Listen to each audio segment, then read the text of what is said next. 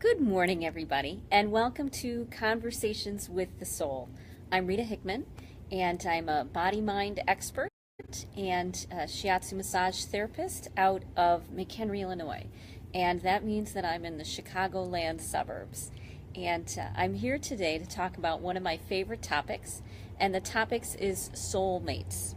Now, over the last week and a half, we have really talked about who soulmates are, what they are, and what their purpose is. Good morning, Colette. And so I'll do a quick recap of what soulmates are. Soulmates are people who come into our lives and for whatever reason, either because they fit the perfect, good morning, Janine, either because they fit the perfect metaphor, the perfect look, they do exactly what our psyche needs them to do, those sorts of people can be our soulmates. Or people, good morning, Kathy, or people who, for whatever reason, have the qualities and the personality traits and the ability to get past our defenses, good morning, Ro, to get past our defenses and into our emotions. Now, soulmates are a wonderful way to evolve and grow as a person. However, finding soulmates is, good morning, finding soulmates is quite a challenge. If that's the direction you want to go, and there's so much beauty and so much wonder when you do work with soulmates, that it is totally worth it. But one of the things that happens is we get caught up in the emotion. This person triggers or makes us feel something that we didn't want to feel. And it's time to learn the art of forgiveness. Now, when I was a kid, I had some pretty hard things happen to me. And I was required, in order to survive, to learn how to forgive the unforgivable, to learn how to forgive being betrayed and heartbroken and hurt when I was my most vulnerable. So, I really learned the art of forgiveness when I was very young, because if I didn't learn how to forgive, then I would have never survived. Now, as adults, we have soulmates who come into our lives and they trigger and they bring up all of those feelings and all of those betrayals and hurts and issues from our past. That's what soulmates are designed to do, I guess, by the universe. And so it gives us the opportunity to learn the art of forgiveness. So why forgive? What's the point?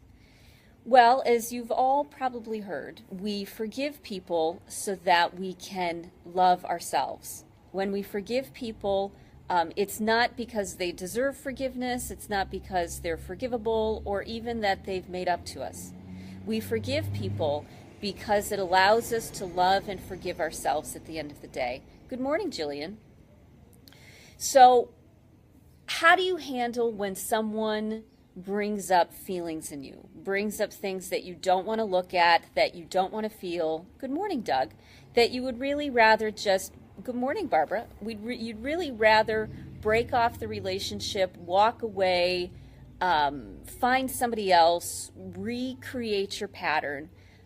That's what you'd really love to do. And you get mad at yourself because you aren't. I just worked with a client of mine last night, and we were talking about how, someone had done something to her over and over and over, and she was trying so hard to forgive. She was trying so hard to let it go and be okay with it, and she didn't want to be mad. She didn't want to be as angry as she was, because she's not someone who gets angry very often. And life and her family and all of that had taught her that getting angry or feeling these things is a very negative thing. We need to have positive thoughts. We need to let things go. We need to not let them bother us.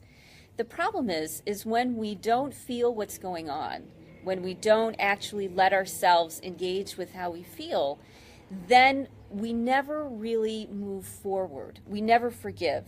Because when someone comes in and they trigger us, when they bring up all of those feelings that we don't want to have, that's our time to forgive all of those things that we've associated with that.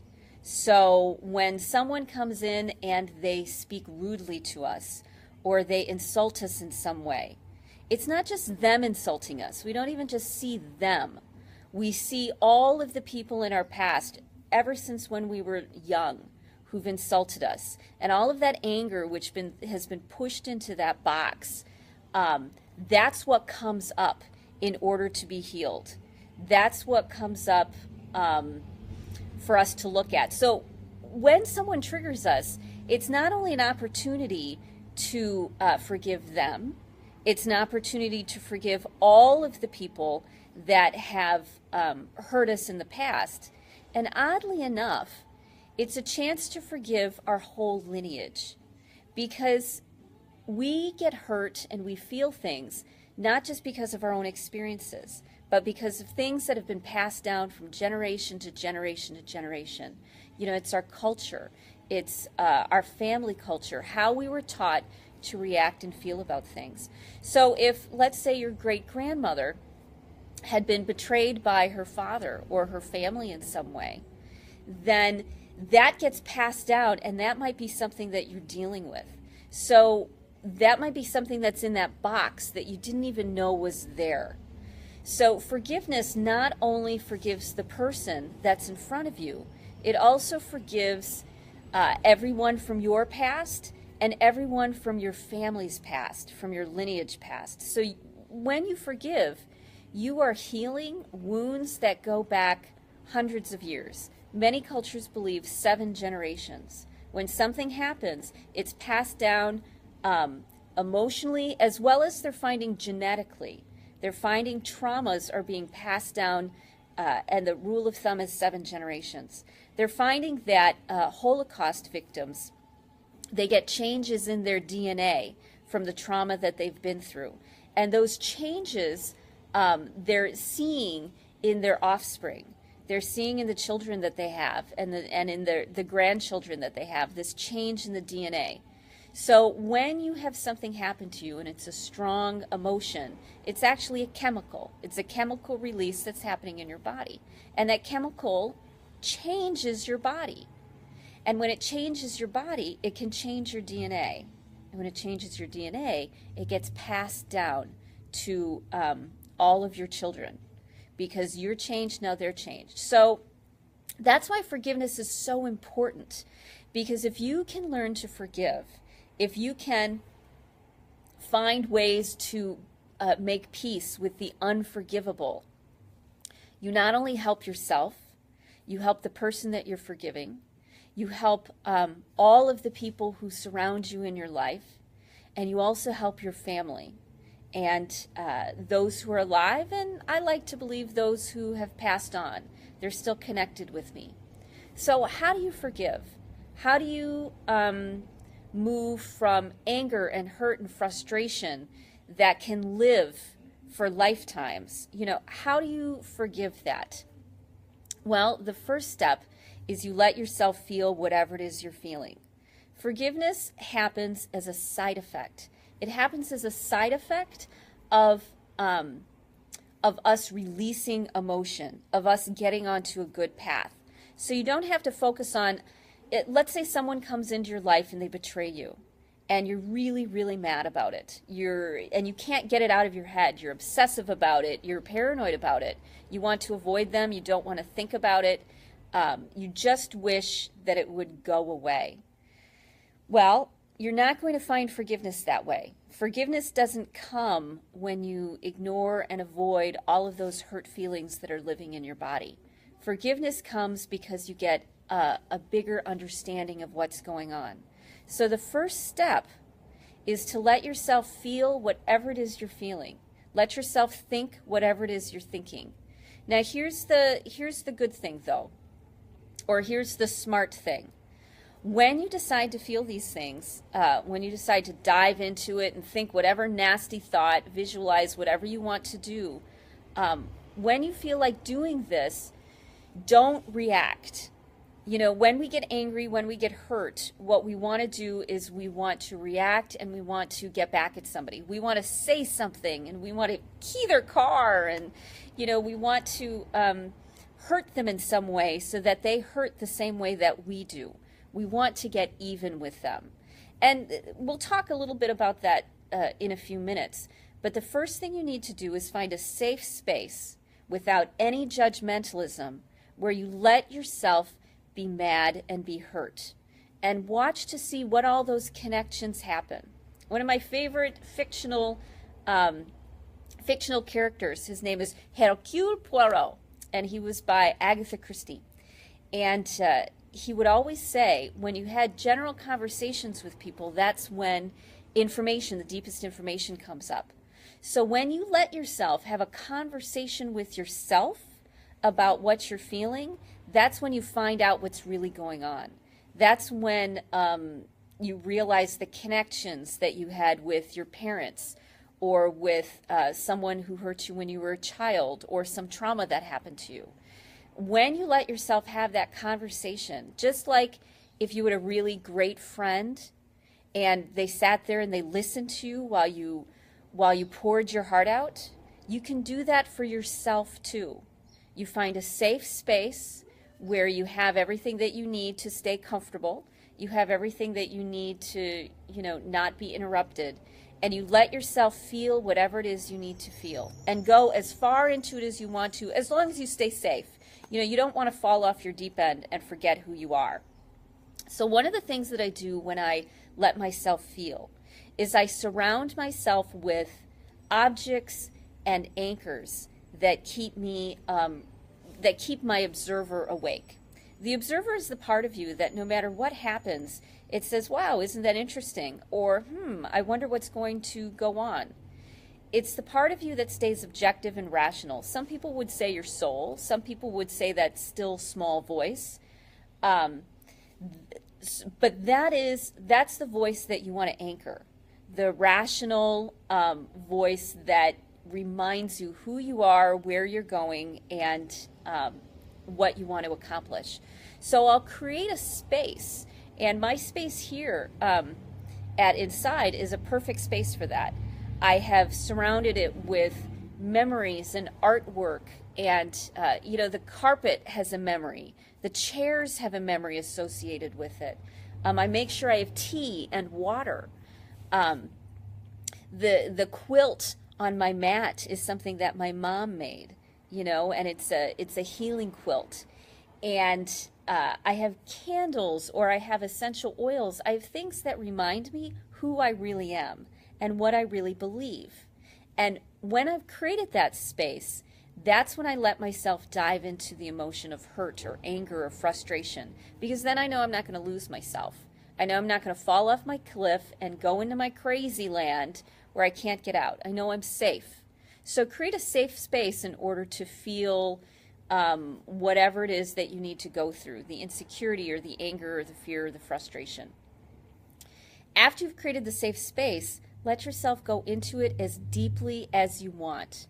That's the mistake that a lot of people make, is that they get tired of being angry. They get frustrated with being angry. It's a waste of time. It's not a good, productive, efficient use of your day. So people don't let themselves tap into their emotions and how they feel, because it's not something that's really valued in this society. And that's why it's coming out in such random, horrible verbal attacks that people have, and attacks on each other. Because we don't let ourselves feel whatever it is we're feeling regularly, it builds up. And then someone comes along, a soulmate, or someone on Facebook, or a political figure, and they trigger us, and they bring up all of those things that we've denied and pushed down. So actually, I make feeling things a regular ritual. I used to do it every morning, and give myself 15 minutes every morning or so to tap in and process through and feel whatever was coming up. Now, and that was probably about a couple years ago I would do that. Now I just make sure a few times a week that I check in, I create that safe space, and I let bubble up all of the things that I've been resentful about and frustrated with. Now, a lot of people, what they tend to do is they cut off those feelings quickly. They don't give themselves time to dive into it and see where it leads them. And you can use visualization, you can use words, you can use chanting, you can use whatever you want to tap into these things, but do it regularly so that you can feel what you're feeling. The next thing you want to do after you've done this, this tapping in and this checking in, is you want to quiet your mind. You want to give yourself time to let the wisdom come into your psyche. You want to give yourself that space again to learn what you wanted to learn. So people, they get mad, they vent, and then they move on with their day. They think, oh, I feel much better. But you now need the after the emotion time. You know, I used to teach team building, and we would do these high ropes courses, and we would do these challenges, you know, cross the acid river and climb on the one rope across the valley. We would do things like that. But the experience of feeling things wasn't enough. You had to actually then sit down and think about what was going on. That's almost like the finishing piece. The finishing piece is reflecting upon what you learned and giving yourself time to do that. Some people journal. Some people, I used to write emails to people. I would write these long emails and find people who were okay with that, to process through what I just went through, what I just felt. So you not only need the anchors and the space and to feel, you then need to process through and integrate what you learned. You know, our brain has so many different compartments and parts and pieces to it. And we think we're connected with it when we feel something. We think we're always connected with it. But in reality, we've got all of these closets and all of these doors which are protected. And what you need to do when you feel something, when you open that door, is now integrate it with the rest of you. You know, in psychotherapy, it can be called parts work, where you name and label all the different parts and pieces of you, and they come together almost as a family to parent yourself. In today's society, no one is going to parent you. They're all too busy. And when you're a kid, if you didn't get the parenting that you needed, you have to learn to parent yourself. And this is the process. You know, when you look at a kid and something bad happens to them and they react with emotion, they let themselves feel the emotion, and then they sit down with someone that they trust and they care about, and that adult helps them process through and make sense of what they felt. We've gotten away from that. We've gotten so far away from that, where we let ourselves go through that process of learning and growth. And when we don't go through the process of forgiveness and understanding something, then it continues to haunt us for the rest of our life until we actually do. Good morning, Ginger. It continues to cause troubles and problems with us until we go through this process of understanding. Now, there may be one other piece that you need to add to this forgiveness. And the piece you need to add is understanding where someone else is coming from. So at times I'll suggest to people that they research the qualities or traits of this person that's triggered them. So let's say this person is a narcissist. I'll tell them to read up on narcissism, to see all different points of view, to understand that psychological mindset. Because the more information you have, the better able you are to process. So I used to work with flower essences. And when I would work with flower essences, I read this great book, and it talked about read up as much as you can about flower essences and the different flower essences, how they're made and what their qualities are and their life cycle. Learn about them, because that will make your intuition better. That will make you a better healer. So this is the same sort of thing. If you don't understand something, if somebody triggers you, don't just walk away from it thinking, I'm done, this is it. Take the time and study Take the time and gather information. Ask people. Talk to narcissists or people you think are narcissists. Ask them their opinions. Get into conversations with them. It's all about information gathering. So the more that you know, the easier it is to forgive. It's really hard to forgive something when you don't understand it, because then inside it creates this big conflict, this conflict of why aren't things the way that they're supposed to be? Why aren't they the way that I was told they would be? It's time to educate yourself and grow up and mature and evolve as the person that you are. So when you're triggered, process through it, allow yourself to feel and work through the emotions and get your insights, and also understand what triggered you and why. Understand the personality. It was only when I had a better understanding of why my parents or my family or the people who hurt me did, when I asked my relatives and when my cousins and looked at movies and documentaries about people who did the things that hurt me. When I looked deeper into their psyche, I found compassion and understanding, and I found that they were just like me. And when I could have compassion and forgiveness and understanding for someone that I thought was unforgivable, it means that I can forgive myself, which is really the most important person we need to forgive. Because a lot of people don't care whether we forgive them or not. A lot of people don't care what our opinions are. They're busy and going on with their life as well. They're living their life and moving forward, and really it doesn't matter to them too much. Unless there's someone really close to you, it doesn't matter to them too much whether you forgive them or not. The key is you want to learn how to forgive yourself.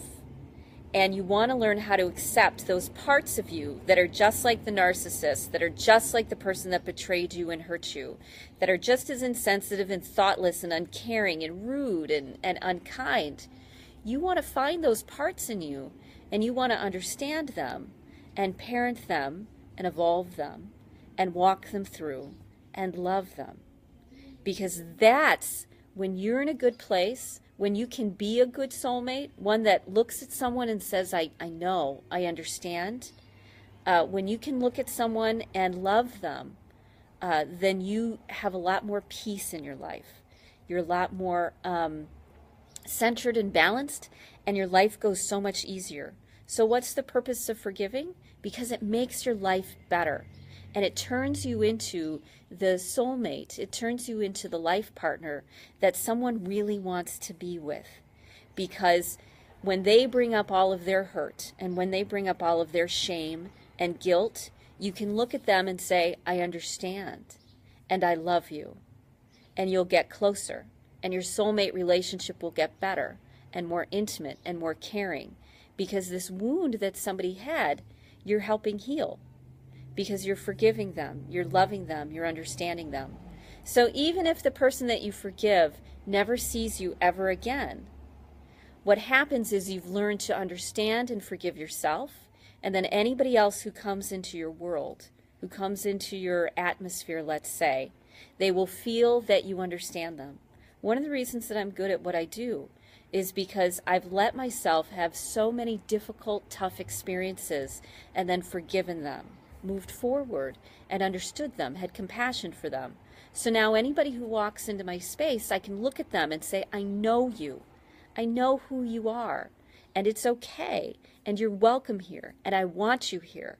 It's okay if you get frustrated and angry and hurt and mad. It's okay if I'm the one who triggers it. Because we're going to work through this together. When you find somebody like that, who's done all of that work, then you want to be soulmates with them, and they want to be soulmates with you. That's how you find the relationship that you're looking for, is you evolve and grow yourself, and you forgive the things that you thought were unforgivable, first in other people, and then you can forgive them in yourself. And then when your soulmate walks in the door, you can say, I love you, and you can mean it sincerely, and you can mean it openly and with compassion. And they will want to create an amazing relationship with you because you are the person that now gets them, that understands where they're coming from, and it helps them evolve to the person that they want to be. When you are a good soulmate, when you love yourself, when you have compassion for yourself, then you help other people love and have compassion for themselves too. You act as a role model. You set the way. You know, and a lot of people, good morning, Lisa, and a lot of people weren't taught this when they were young. They weren't taught how to forgive themselves or how to forgive other people. They were taught to bury it or ignore it. You know, we were taught to let it go or just get over it. You know, this is what we were taught. But in reality, we're designed to keep becoming bigger, to keep becoming greater and more amazing all the time. And the way that we do that is by reclaiming those parts of ourselves that we pushed away, that we don't want to look at.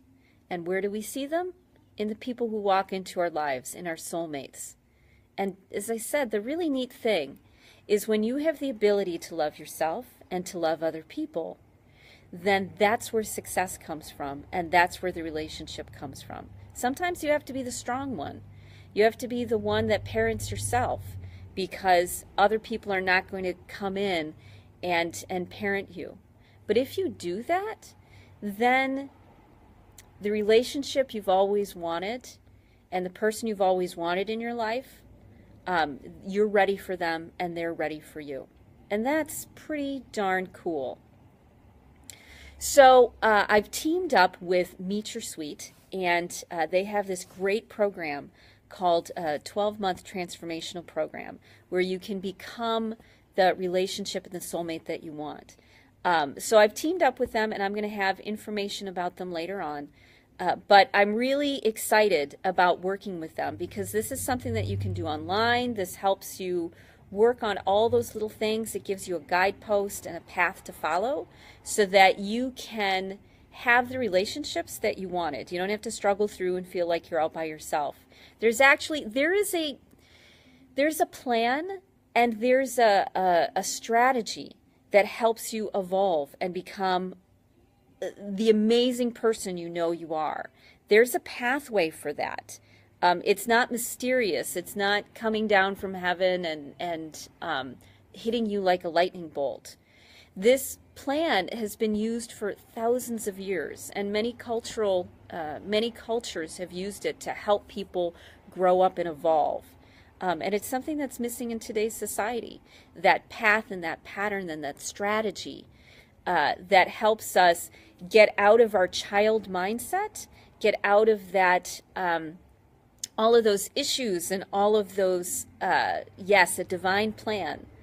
It helps us move forward because we can't do this by ourselves anymore. We were abandoned, many of us were abandoned by society and by our families. And if we want to create the relationships in the world, we have to start putting these plans back into place. This has to be one of the most important things that you do, because otherwise we're going to end up, the world's going to continue to be the way that it's been. And if you want to make a positive impact, then that change starts with you. It starts with you loving yourself and forgiving yourself. And there is an art to it and a science. So thank you so much for joining me. Tomorrow will be the last live stream on soulmating. And it's going to talk about a path and a plan and a strategy that you can use that helps you go from feeling crazy and out of control to having the intimate, meaningful connections that keep us sane and take us to the highest level that we can, which are our soulmates. So thanks, Kathy, and thanks everybody for joining me. And I look forward to seeing you tomorrow. Bye.